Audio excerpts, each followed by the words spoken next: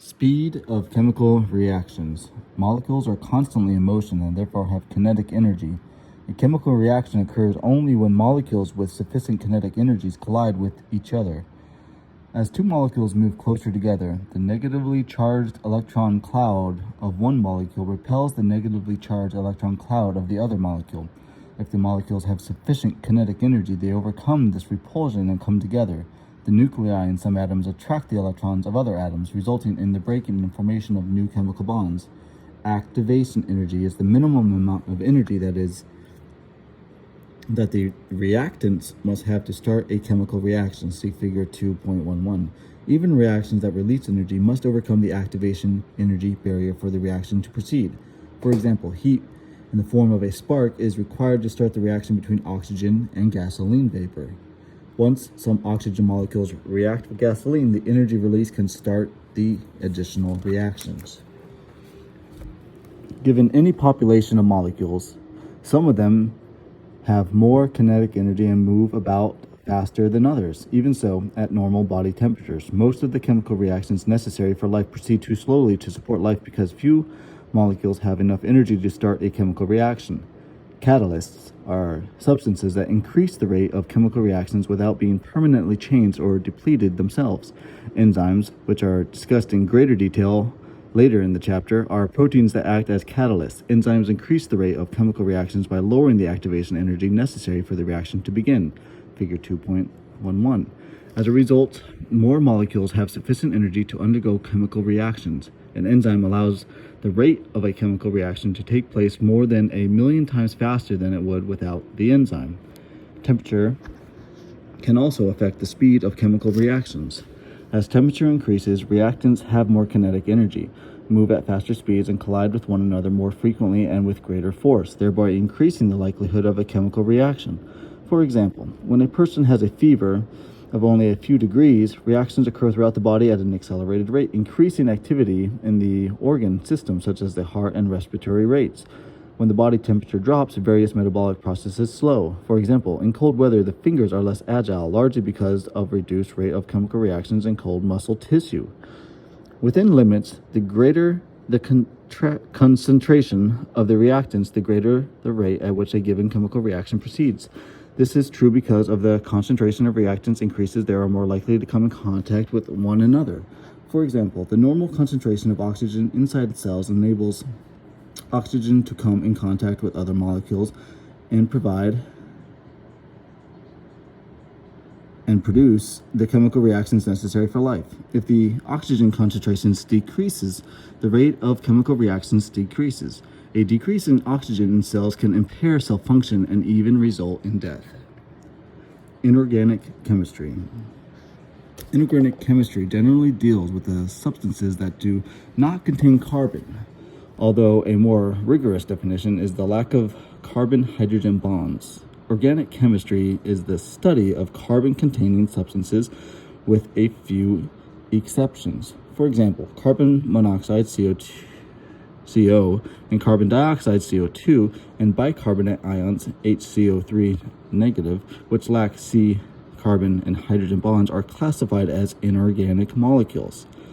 Inorganic substances play many vital roles in human anatomy and physiology. Examples include the oxygen we breathe, the calcium phosphate that makes up our bones, and the many metals required for protein functions, ranging from iron in blood, gas transport to zinc, and alcohol detoxification. In this section, we will discuss the important roles of oxygen, carbon dioxide, and water in inorganic molecules in the body. Water has remarkable properties due to its polar nature. A molecule of water is formed when an atom of oxygen forms polar covalent bonds with two atoms of hydrogen.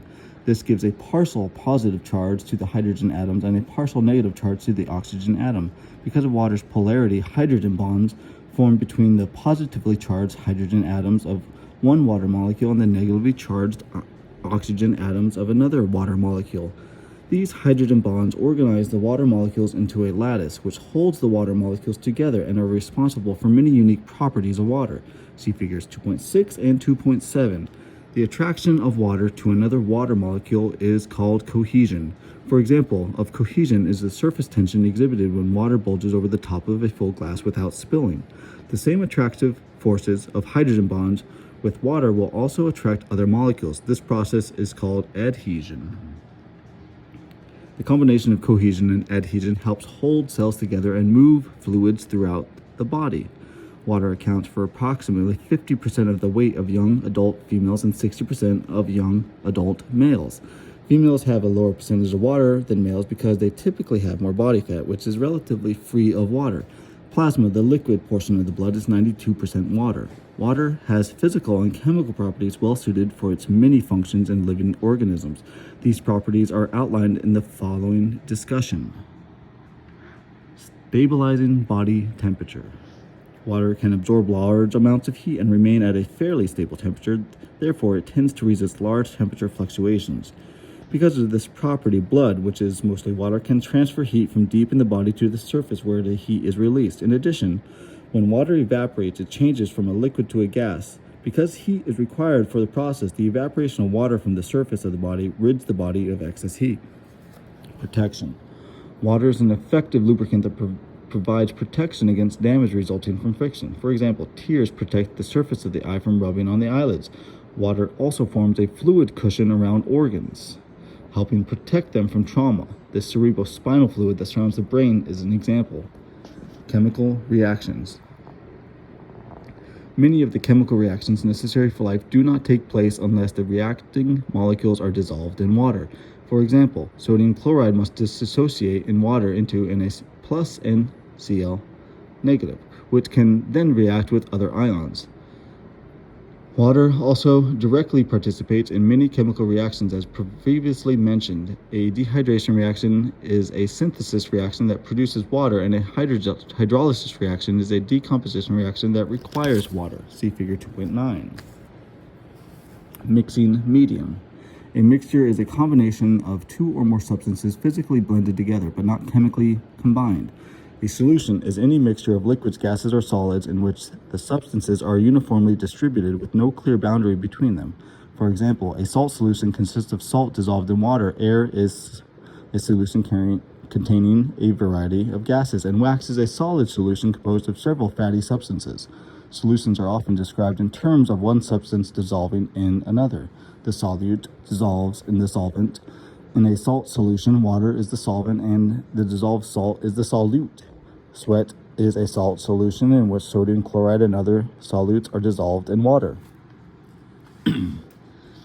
A suspension is a mixture containing materials that separate from each other unless they are continually physically blended together. Blood is a suspension, that is, red blood cells are suspended in a liquid called plasma.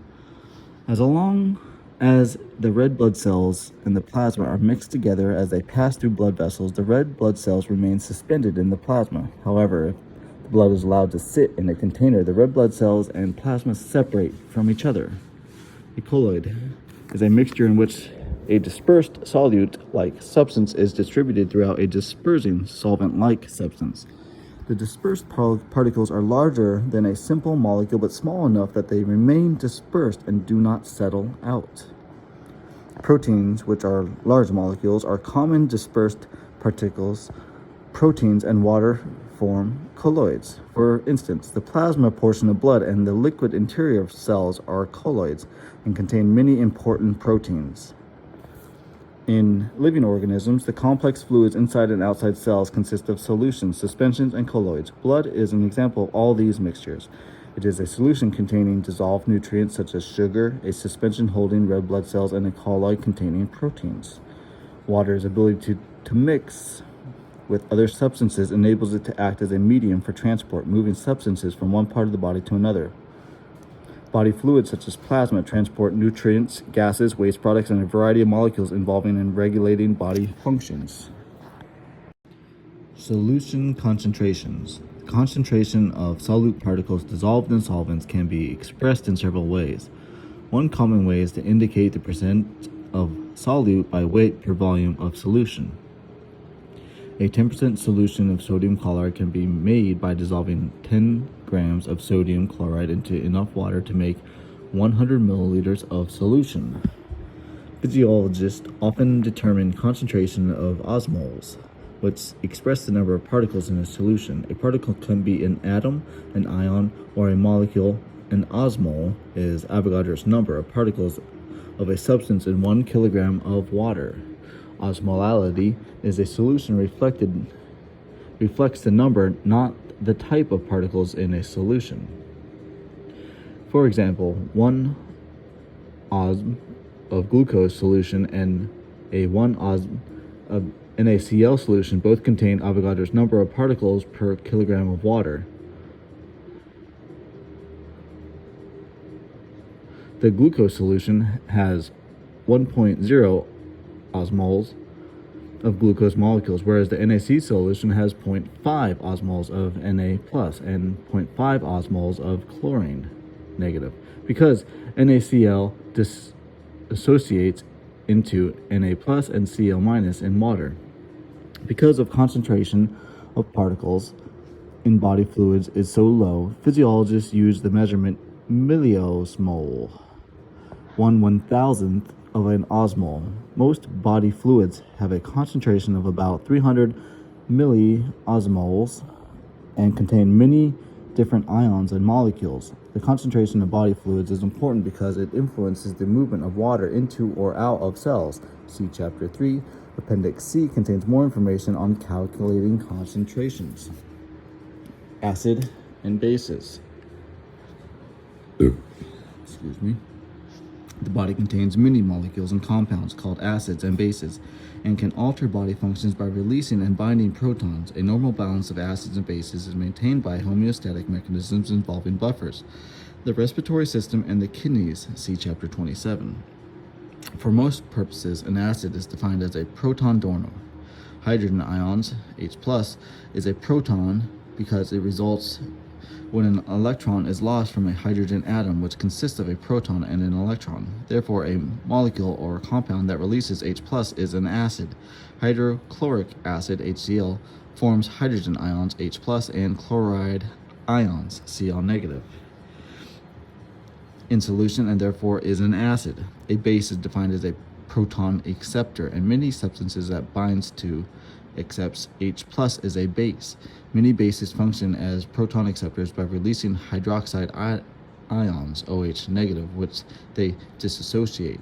The base sodium hydroxide, NaOH, dissociates to form Na+ and OH negative. The OH negative are proton acceptors that combine with H+ to form water. Acids and bases are classified as strong or weak. Strong acids or bases dissociate almost completely when dissolved in water.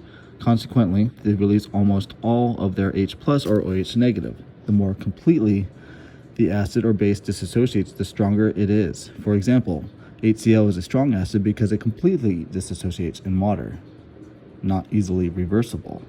Weak acids or bases only partially dissociate in water. Consequently, they release only some of their H+ or OH negative. For example, when acetic acid, CH3COOH, is dissolved in water, some of it dissociates, but some of it remains in an undissociated form.